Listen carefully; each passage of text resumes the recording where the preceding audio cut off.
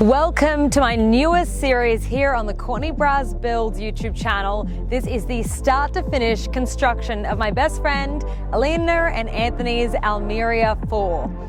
They started this project over 12 months ago with the purchase of this block of land that is now just registered. The process itself obviously has taken a little bit of time for the land to be ready to build on, and as you can see, some of the neighbours have already got their fences up and are about to start construction, and it won't be too long until we are doing just the same. So before we get stuck into it and I take you through this entire home build every step of the way, don't forget to hit that subscribe button down below and ring the notifications bell so that you're notified every time I post a video about this fun project.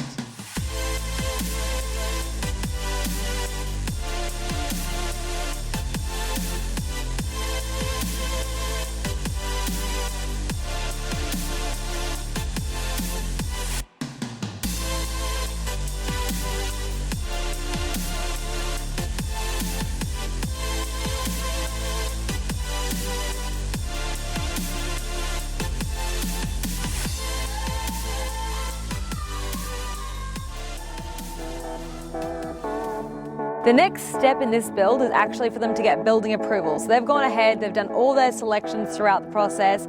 Everything is ready to go. We're just waiting on building approval. And then after we receive that building approval, their security fence will go up around the block, all their security signage, and then the very exciting portaloo will be delivered. So that should be quite exciting to see. And as you can see, some of the neighbors are just at that stage now. If you're familiar with my channel and my other videos, you may have seen my 12-step pre-construction process video. This runs you through everything from start to finish, and those 12 steps that Alina and Anthony have already gone through themselves. So I'll link that video up above here for you now and down below in the description box too. Before construction can actually start on this block, and actually the site work that's been done as soon as it was registered, ensure that the plans that are being submitted for approval now are spot on and accurate. The first thing that we came and did as a builder was to go ahead and get site contours or levels for the block. So the levels of the block have been taken, and as you can see, it's relatively flat, but it does have a little bit of a slope down towards the rear right-hand corner. Now every block will have normally a little bit of slope over it, and some slope is good. It means that water isn't just gonna sit stale on your block. So you want a little bit of slope, but not too much. So this block doesn't require any significant cut and fill. It doesn't require a step or drop edge beams, anything like that. But that report that we got from the contour survey tells us exactly how much cut and fill, how much of the soil needs to be moved. So some of the soil here at the front corner of the site where I'm standing will need to be moved towards the back to make sure we've got a level building platform for the house to sit on. They'll also compact that down. So that site prep would be done in the excavation stage, and usually takes about a day for them to cut the site and compact it all down nice before the build starts. The other important data that was collected from the block was done by a geotechnical engineer. They came out and collected 2 boreholes, one at the front of the block over here and one towards the rear of the block. Now these core samples are taken, they're about the size of a tennis ball, the hole that's left, and they go really deep down into the ground. So those 2 core samples were then taken back to the lab and analysed to determine the type of soil we're dealing with, and therefore the type of slab and piering required for the block. So once that soil sample's taken back to the lab, they analyse it and they'll provide us with a soil classification, which is usually one of 4.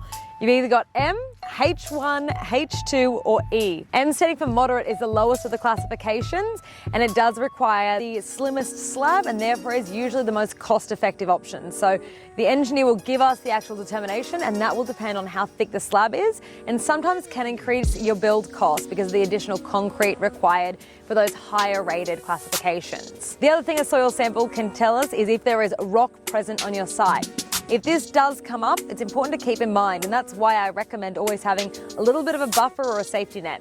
If rock is found on the site and it's going to interrupt the piering, especially if you're using screw pierings, they may need to remove the rock and pull it out in order to do your footings and your pierings correctly. So keep that in mind too, because your soil sample will tell us if that is present. So the 3 items determined from the soil sample is your excavation, your soil classification, and also the type of piering for your block.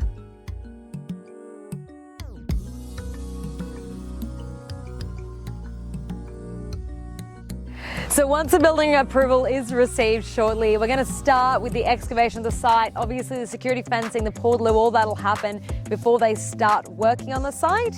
And before that all happens, I am going to try and get back here with Alina and Anthony, the homeowners, and they're going to give us a little bit more detail about that 12-step pre-construction process and how they've thought the experience has gone thus far. So make sure, as I said, head down below, hit that subscribe button, ring the notifications bell so that you know when that video launches as well. I will see you on the next part 2 of this new home build series to follow along the journey of the Almeria 4 builds. Bye for now.